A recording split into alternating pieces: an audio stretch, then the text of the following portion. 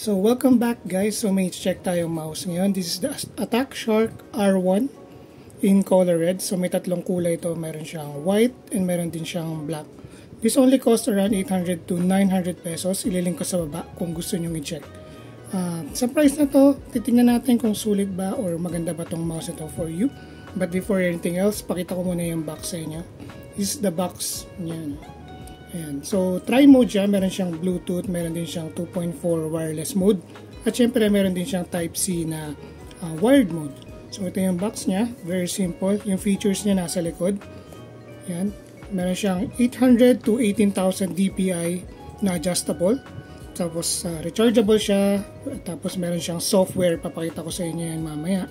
Tapos, meron siyang 10 meters na distance transmission. So yan, pwede siya sa Windows and Mac OS at pwede rin siya sa mga device nyo, tablets and mobile phones.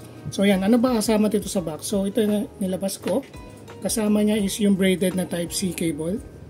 So very generous naman, maayos naman yung cable niya. Di tulad ng ibang mouse na binibigay yung rubber coating lang na madaling masira.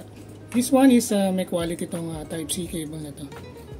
Tapos ito naman yung kasama niya, very generous din. Meron din siya kasamang mga grip tips na libre na pwede nyo ilagay dito. So I've been using this mouse for about a week and I can say na hindi ko siya kailangan, but I will be testing this out kasi minsan medyo dumudulas to.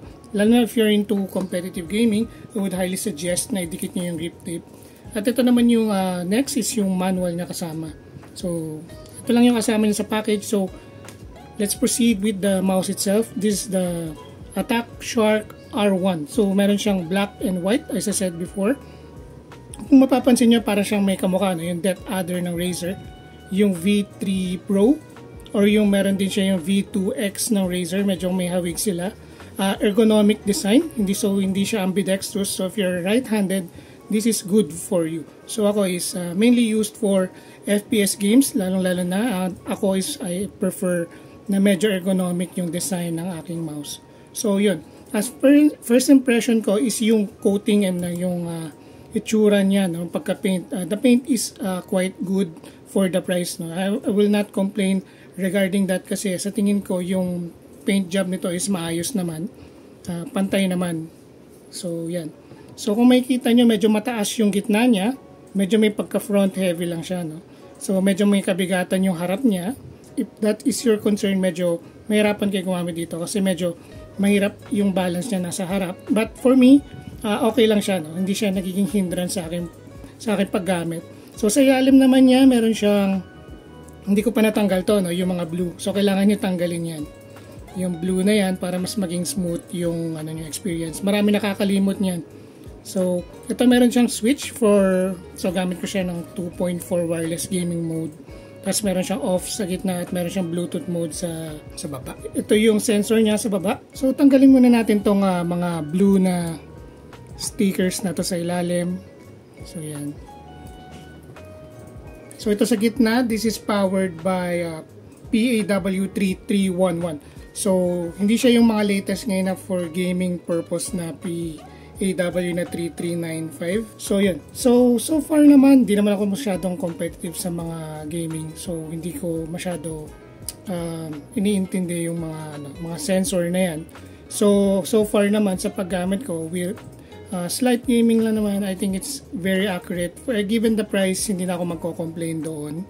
At yun nga, sabi ko kanina, this is very familiar sa akin kasi gumagamit ako ng Razer na mouse before, yung Death Adder. If you're familiar with Death Adders, talagang you'll feel right at home dito. Ang slight difference lang nila is yung sa harap. Mas palapad yung sa Razer na Death Adder. Ito kasi medyo subtle.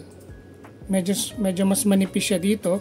At yun kasi medyo mas malalim yung groove dito sa harap sa mouse 1 and mouse 2. Yan. So meron din siyang parang yung magre-rest yung fingertips niya dito. So if you're into palm gripper kayo or a claw grip, yung paghawak nyo, this will feel right at home for you. So yan, ito yung DPI button niya. Ito naman yung mouse 1, mouse 2 of course. Meron siyang TTC encoder which is the newly advanced technology ng mga mouse ngayon compared sa mga previous mouse na typical lang na nabibili natin. Pero for the price na to, meron tong ganon sulit na siya for me. At meron din siyang subtle logo dito sa left side niya. At sa taas naman niya is yung, of course, yung side buttons niya. So ipapakirinig ko sa inyo yung sound test kung ano yung niya. Yung sound niya pag ginagamit, kung maingay ba siya or tahimik. So pakinggan niyo.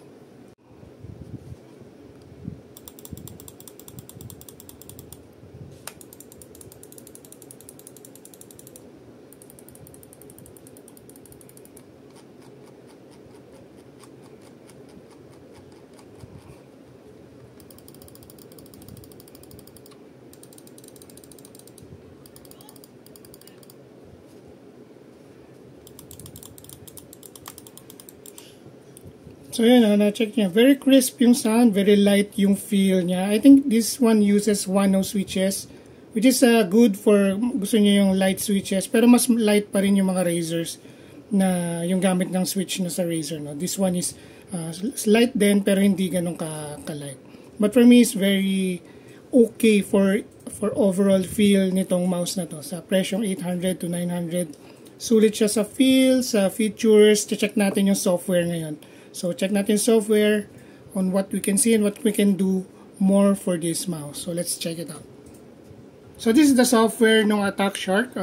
Ililink ko rin sa baba on where you can download this software. Nakita ko lang sa Reddit. But anyway, so pwede nyo i-customize yung mga buttons dito. Dito sa left side ng software. Yan, pwede nyo i-remap or whatever. Tapos makikita nyo rin dito sa lower left part ng software is your battery. So, ginagamit ko na siya for about a week. So, nasa 70% pa rin yung battery niya. So, very efficient ang kanyang battery. So, ito naman yung sa right side niya, sa upper right side niya. This is your DPI settings. Pwede nyo i-adjust manually. Ako naman, iniiwan ko na lang itong as is.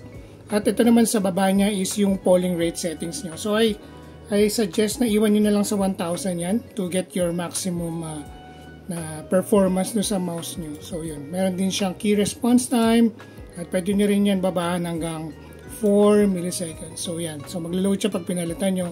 Ako naman kasi is 8, okay na sa akin yun because I'm not really into high intensity gaming as currently. So yan, very impressed with the software, very simple, very madali siyang intindihin. So hindi kayo mahihirapan i-configure ang inyong mouse.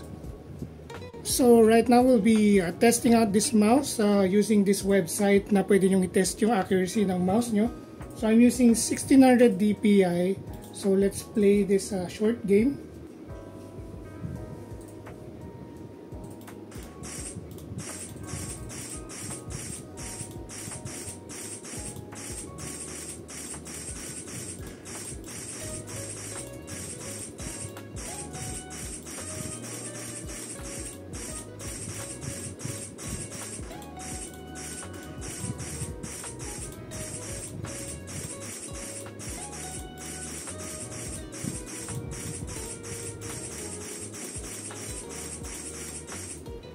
So yan, this is the result, top 72.73. Of course, merong mas malulupit sa akin dyan. No? So ito yung result nito. Accurate naman, I was using 1600 DPI. Mas okay sana kung 800 lang or 400, masyadong sensitive yung mouse na to. Pero yung tinanggal ko yung mouse fit, lalong mas sensitive siya compared dun sa meron. So I really need to adjust my playing style. And yung DPI, ito, kailangan ko ng practice to aim better. So, ayun. So, short conclusion about this mouse. This is very impressive for the price given. So, the features it has, the build quality, walang creak, walang sound, walang flex. Very solid build, very lightweight. I think it's around 60 grams, 61 grams. Mas mabigat yung mga red colors dahil sa paint.